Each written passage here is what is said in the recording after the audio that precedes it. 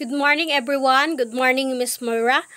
My report is all about cultural impact of British Agricultural Revolution.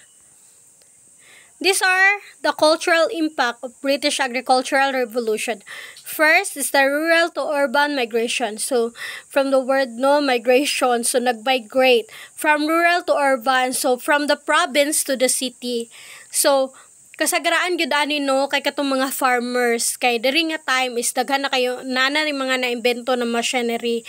So ang farmers dili nagikay sila ingon nga in demand ani nga time. So kay gamay na lang ang ang kailangan na farmers kay nana may mga machinery. So ang ginabuhat sa uban kay ga-migrate sila sa city para makakita dito og trabaho. Then, second is the change in diet and food security. So, ani nga time nana sila eating habits. So, mga nutritious food na ilang ginakaon. Then, nana sila mga diet nga nahibalaan. So, ang food security is gina-ensure niya ang availability and accessibility of nutritious food.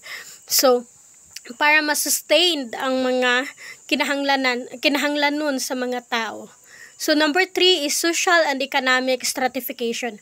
So, this time kay isa sa ato paghisgutan sa niagi pa ng mga report na amang gina siya balik-balik na gina siya nga ang mga sapian sila mangyud ang na-power og manag-iya sa mga yuta, maka-afford sa mga missionaries. So, mas nisapian gyud ang mga sapian og mas napobre gyud ang mga pobre ani nga time.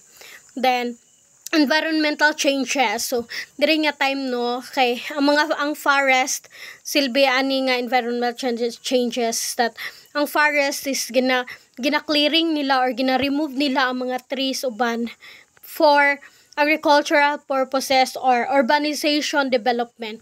So, kasad kaayo na maguba nato ang mga natural habitat sa mga animals nga nakapuyo dadto, especially ang mga ibon or ang mga langgam nga nakapuyo dito para lang nga kato siya nga area is matamnan nato or mapuy-an nato makuanan sa mga matukuran o kung sa atong itukod dito.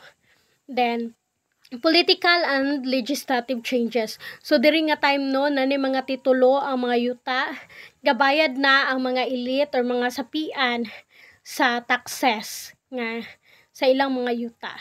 Then, global influence. Ani nga time is that nakig-socialize na ta sa lain na country. So, ang atong mga nakahibalo sa mga agriculture, especially sa agricultural techniques or farming nato atong mga machineries, ato nang gina-share to the other country. Ug sila pod ilang ginabuhat, gina-share pod nila sa atoa. So, nakatuon ta sa ilaha. So, mao ni siya ang example sa education and innovation. Dako kay nigtabang sila ni Jethro. So, si Jethro day ang naghimo aning seed drill. So, mao na siya ang seed drill, 1701. Then, si Jethro pod ang horse-drawn hoe. Kini horse-drawn hoe, seed drill gyapon ni siya, pero dili na human ang so horse na. Then, sa kauban po ni Jethro si Robert Becquerel. Si Robert Becquerel lang is dili siya sa tanom-tanom or sa naa siya sa mga livestock, sa mga animal silbi siya. So, dako gyapon tabang si Robert Becquerel kay siya ang nakakuan sa selective breeding. Dako kay siyang improvement sa livestock. So, mao lang to siya ang mga cultural impact of British Agricultural Revolution. Thank you for watching and God bless.